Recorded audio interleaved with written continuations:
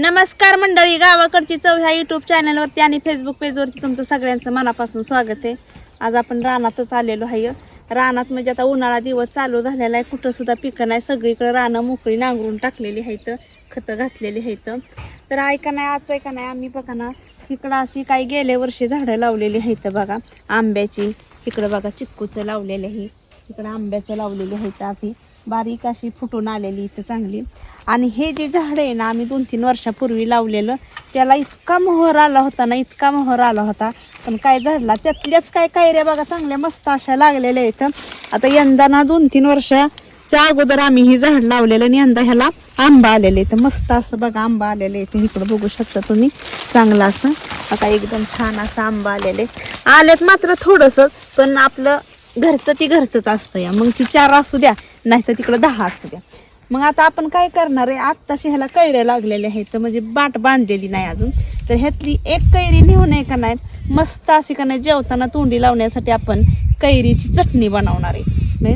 तर आता ह्याच्यासाठी मला एकच पाहिजे कैरी, जास्त लई कैरी घालायची नाही. हे असं मी तोडून घेते. आता एवढं लांब झालेलं आहे, ते बाट बांधलेली नाही, कैरी तयार झालेली. तर ही कैरी मी घरी घेऊन जाणार आहे आणि मस्त अशी ह्याची का नाही कैरी शेंगदाण्याची चटणी बनवणार आहे. तर चला जाऊया आपण.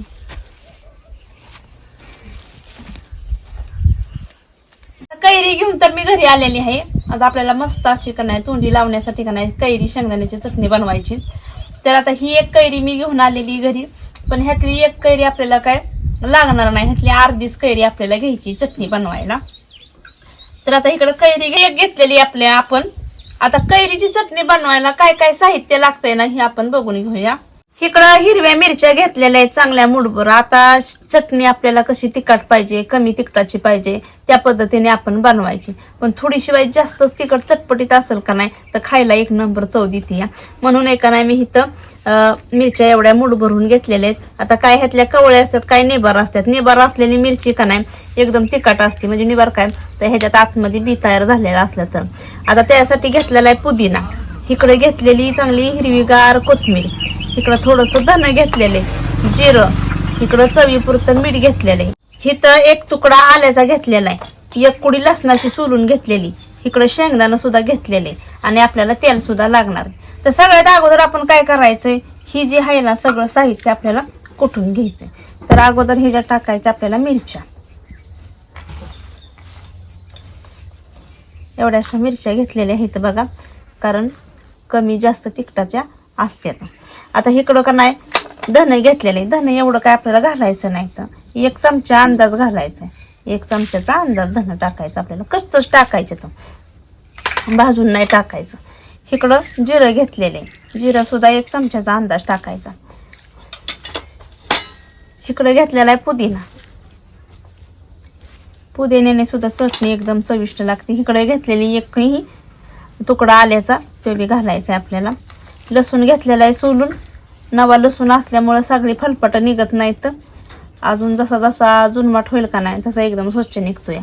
आता इकडं ही लसूण घेतलेला आहे आणि इकडं कोथिंबीर टाकलेली, ही सगळं आपल्याला टिचून घ्यायचं आहे. आता इकडं ही जी कैरी घेतलेली का नाही, ही आपण कैरी कापून घ्यायची. ही अगोदर कैरी आपल्याला धुवायची,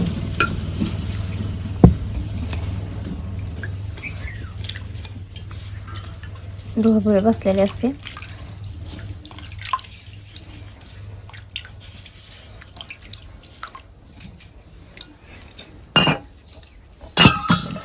आता ही कैरी आपल्याला कापायची.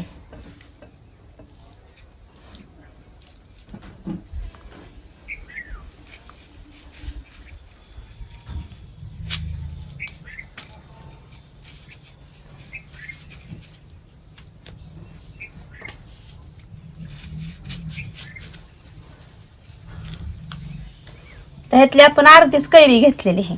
आता ह्याचा बी तुकडा आपल्याला ह्याच्यात टाकून घ्यायचं. आता हे साली सकट घेणार आहे तुकडं. तर कुणी म्हणतं तुरट लागते, पण असं अजिबात काय नाही. आंबा जसा असेल, गोड असेल, त्या आंबाट असेल त्यानुसार आपल्याला ही कैरी घ्यायची असते. आता ह्याचा आपल्याला तुकडं करून ह्याच्यातच घ्यायचं.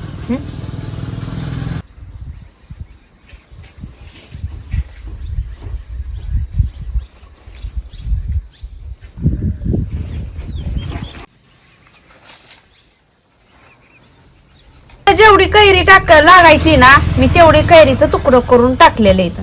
आता हे आपल्याला शेंगदाणा सुद्धा लागणार आहे इथं, कारण आपण बनवणार आहे कैरी शेंगदाण्याची चटणी. आता इकडं चूल पेटलेली, हे तवा ठेवून घेते. झालेला आहे, आपल्याला हे शेंगदाणा भाजून घ्यायचं. वाटीभर शेंगदाणे घेतलेले इथं, चांगले डाग पडस्तोवर भाजायचं आपल्याला. चांगलं भाजून झालेलं इथं. आता मी काढून घेते शेंगदाणे.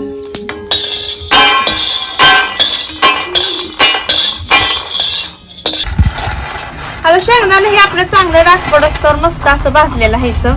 आता हे जे तुम्ही टरपालं बी काढून घेऊ शकता किंवा डायरेक्ट सुद्धा टाकू शकता. आता ही मी ना न टरपाला काढता टाकणार आहे. आता इकडं आपल्याला ही शेंगदाण्याची म्हणजे कैरीची चटणी कुटून घ्यायची. आता ह्याच्यात राहिले आपल्याला चवीपुरतं मीठ घालायचं.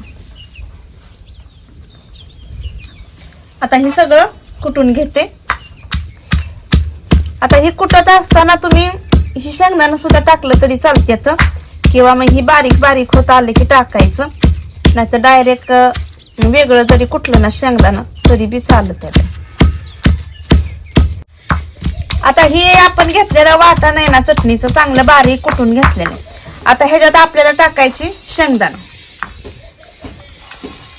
आणि ही ना मोठवडच ठेवायचं, म्हणजे एकदम चव भारी लागते.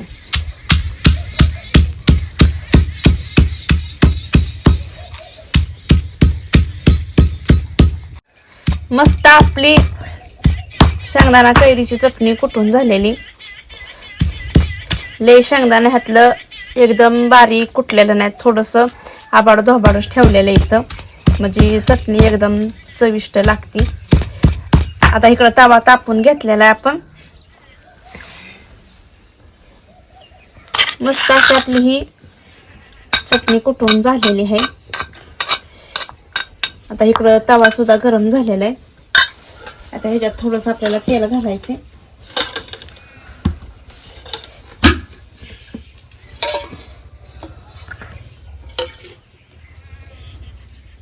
एक अर्धा पळी तेल घालते.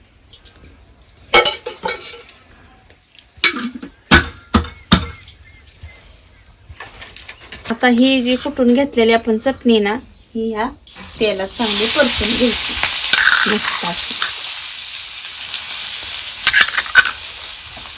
मस्त अशी आंबट गोड तिखट छान अशी लागते ही चटणी. आपल्याला तर ही चांगली परतून घ्यायची.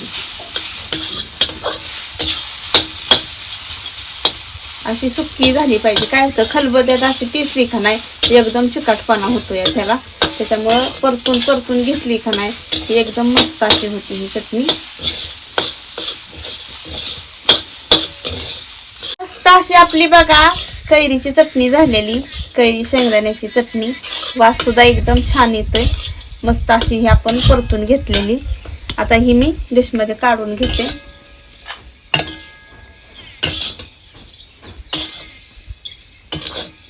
आपली शेंगदाण्याची कैरी चटणी तयार झालेली आहे बघा. वास्त मस्त सुटलेला आहे ह्याचा. अगदी उन्हाळ्याच्या दिवसात आपल्याला जेवण जात नाही, मग भाकरी बरोबर ही तोंडी लावण्यासाठी का नाही आपण चटणी बनवलेली एकदम कमी साहित्यात आणि एकदम कमी वेळात बनवलेली आहे. जास्त वेळ सुद्धा ह्याला लागत नाही. तर चला मंडळी, आजचा जर व्हिडिओ तुम्हाला आवडला असेल तर आमच्या व्हिडिओला लाईक करा, शेअर करा, सबस्क्राईब करा. आणि आमची ही शेंगदाणा कैरीची चटणी कशी काय झाली का नाही ही कमेंटमध्ये कळवायला नक्कीच विसरू नका. चला भेटूया पुढल्या रेसिपीमध्ये एक नवीन पदार्थ घेऊन. तोपर्यंत धन्यवाद.